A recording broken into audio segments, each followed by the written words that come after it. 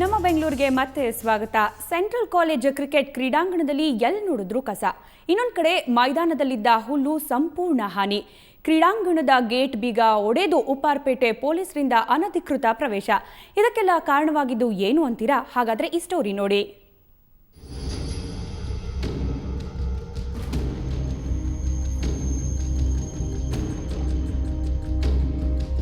ಮೈದಾನದ ಮೂಲೆ ಮೂಲೆಯಲ್ಲೂ ಕಸದ ರಾಶಿ, ಕಸದ ಮಧ್ಯೆ ಆಟವಾಡ್ತಾ ಇರೋ ಹುಡುಗರು.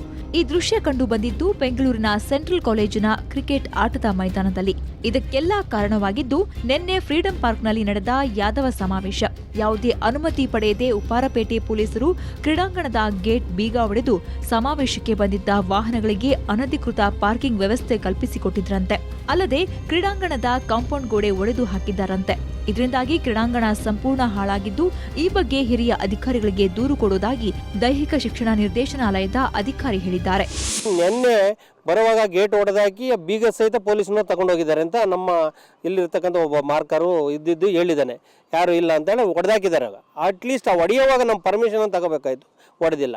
ತಿರುಗಿ ಮತ್ತೆ ನಮ್ಮ ರಿಜಿಸ್ಟರ್ಗೆ ಫೋನ್ ಮಾಡಿದೆ. ರಿಜಿಸ್ಟರ್ ಸಹಿತನು ನಾವು ಪರ್ಮಿಷನ್ ಕೊಟ್ಟಿಲ್ಲ, ಸೆಂಟ್ರಲ್ ಕಾಲೇಜ್ ಗ್ರೌಂಡನ್ನು ಸ್ಪೋರ್ಟ್ಸ್ ಗ್ರೌಂಡ್ ಕೊಟ್ಟಿಲ್ಲ ಅಂತ ಹೇಳಿದ್ರು. ಇನ್ನು ಕ್ರೀಡಾಂಗಣದ ಈ ಅವಸ್ಥೆ ಬಗ್ಗೆ ಬೆಂಗಳೂರು ಕುಲಪತಿ ಡಾಕ್ಟರ್ ತಿಮ್ಮೇಗೌಡ ಅವರಿಂದ ಯಾವುದೇ ಅನುಮತಿ ಕೂಡ ಪಡೆದುಕೊಂಡಿಲ್ಲ ಅನ್ನೋದು ದೃಢಪಟ್ಟಿದೆ. ಹೀಗಿದ್ರೂ ನಿನ್ನೆ ಪೊಲೀಸರು ಏಕಾಏಕಿ ಗೇಟ್ ಬೀಗ ಒಡೆದು ಸಮಾವೇಶಕ್ಕೆ ಬಂದಿದ್ದ ವಾಹನಗಳಿಗೆ ಪಾರ್ಕಿಂಗ್ ವ್ಯವಸ್ಥೆ ಮಾಡಿಕೊಟ್ಟಿದ್ದಾರೆ. ನಾವು ಮುಂಚೆನೇ ಒಳಗಡೆ ಬಂದಿದ್ದು, ಪೊಲೀಸ್ನವ್ರು ಆಗಲೇ ಬೀಗ ಹೊಡೆದ್ಬಿಟ್ಟು ಒಳಗಡೆ ಬಂದ್ಬಿಟ್ಟಿದ್ರು. ಗಾಡಿ ಆಗಲೇ ಬಸ್ಗಳು ತಗೊಂಬಂದಿದ್ರು. ತಗೊಂಬಂದಾಗ ಕೇಳಿದ್ದಕ್ಕೆ ನಾವು ಫಂಕ್ಷನ್ಗೆ ಪರ್ಮಿಷನ್ ಕೊಟ್ಟಿದ್ದಾರಂತೆ, ಅದಕ್ಕೆ ಬೀಗ ಹೊಡೆದಿದ್ದೀವಿ ಅಂತ ಹೇಳ್ಬಿಟ್ಟು ಬೀಗ ಅವರೇ ತೊಗೊಂಡು ಹೊಡೆದ್ಬಿಟ್ಟು ಚೈನ್ ಸಮೇತ ಅವ್ರು ತೊಗೊಂಡ್ರು. ಗೇಟ್ ಅಷ್ಟೊತ್ತಿಗಾಗಲೇ ತೆಗೆದುಬಿಟ್ಟಿದ್ರು, ಒಳಗಡೆ ಆಗಲೇ ಹತ್ತು ಬಸ್ ಬಿಟ್ಬಿಟ್ಟಿದ್ರು. ಒಟ್ನಲ್ಲಿ ಬೆಂಗಳೂರು ವಿಶ್ವವಿದ್ಯಾನಿಲಯಕ್ಕೆ ಇರುವ ಏಕೈಕ ಕ್ರೀಡಾಂಗಣ ಇದಾಗಿದ್ದು, ಸಭೆ ಸಮಾರಂಭಗಳಿಗೆ ಈ ರೀತಿ ವೇದಿಕೆ ಆಗ್ತಾ ಇರೋದಕ್ಕೆ ಕ್ರಿಕೆಟ್ ಪ್ರೇಮಿಗಳಲ್ಲಿ ಆತಂಕ ಉಂಟಾಗಿದೆ. ಬೆಂಗಳೂರಿನಿಂದ ಕ್ಯಾಮರಾಮನ್ ಪ್ರಕಾಶ್ ಜೊತೆ ನಂದೀಶ್ ಮಲ್ಲೇನಹಳ್ಳಿ, ಸುವರ್ಣ ನ್ಯೂಸ್.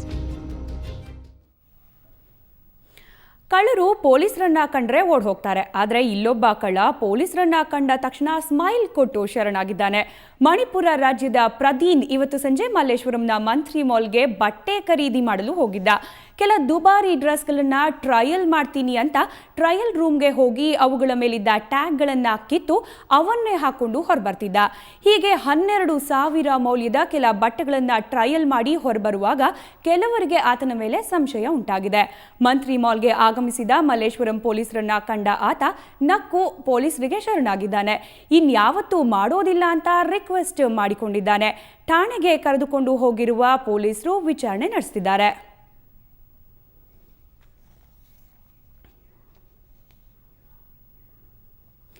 ಉದ್ಯಾನ ನಗರಿಯಲ್ಲಿ ಇಂದು ಅಂತರ್ಧರ್ಮೀಯ ವಿವಾಹವೊಂದು ನಡೆಯಿತು.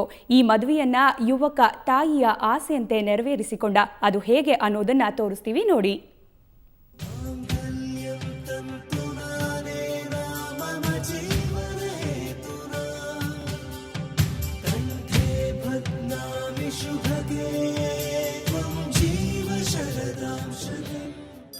ಬೆಂಗಳೂರಿನ ಲಕ್ಕಸಂದ್ರದಲ್ಲಿಂದು ಸರಳ ಅಂತರ್ಧರ್ಮೀಯ ವಿವಾಹ ಜರುಗಿತು.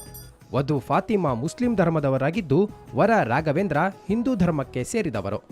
ನಗರದ ಲಕ್ಕಸಂದ್ರ ಗಣಪತಿ ದೇಗುಲದಲ್ಲಿ ಮಹಿಳಾ ಮತ್ತು ಮಕ್ಕಳ ಕಲ್ಯಾಣ ಇಲಾಖೆ ನೇತೃತ್ವದಲ್ಲಿ ಈ ಅಂತರ್ಧರ್ಮೀಯ ವಿವಾಹ ನಡೆಯಿತು. ಕಳೆದ 10 ವರ್ಷಗಳಿಂದ ಇಲಾಖೆಯಲ್ಲಿ ಆಶ್ರಯ ಪಡೆದಿರುವ ಫಾತಿಮಾಗೆ ಯಲಹಂಕದ ಖಾಸಗಿ ಕಂಪನಿಯಲ್ಲಿ ಕೆಲಸ ಮಾಡುತ್ತಿರೋ ರಾಘವೇಂದ್ರ ಬಾಳು ನೀಡಿದರು. ನನ್ನ ಹೆಸರು ರಾಘವೇಂದ್ರ, ನಾವಿರೋದು ಯಲಹಂಕ ಉಪನಗರ ನ್ಯೂ ಟೌನ್. ನಮ್ಮ ಮಾವನವ್ರ ಪರಿಚಯ ಇದರಿಂದ, ಅವರ ಮುಂದಾಳತ್ವದಿಂದ ಎಲ್ಲ ಒಪ್ಪಿಗೆಯಾಗಿ ಮತ್ತು ನಮ್ಮ ತಾಯಿ ಕೊನೆ ಆಸೆ ಇದೆ ಇದರಿಂದ ಮದುವೆ ಆಗ್ತದೆ. ನನ್ನ ಹೆಸರು ಫಾತಿಮಾ. ನಾನು 10th ಗಂಟೆ ಓದ್ಬಿಟ್ಟು ಆಮೇಲೆ ಹೋಮ್ ನರ್ಸಿಂಗ್ ಟ್ರೈನಿಂಗ್ ನಮ್ಮ ಮೇಡಮ್ ಹುಡುಕಿದ್ರು. ತುಂಬ ಸಂತೋಷ. ನಂಗೆ ಚಿಕ್ಕ ವಯಸ್ಸಿಂದನೂ ಹಿಂದೂ ಜೊತೆನೇ ಬೆಳೆದಿದ್ದು, ಅದಕ್ಕೆ ಅದು ಹಿಂದೂ ಅವ್ರನ್ನ.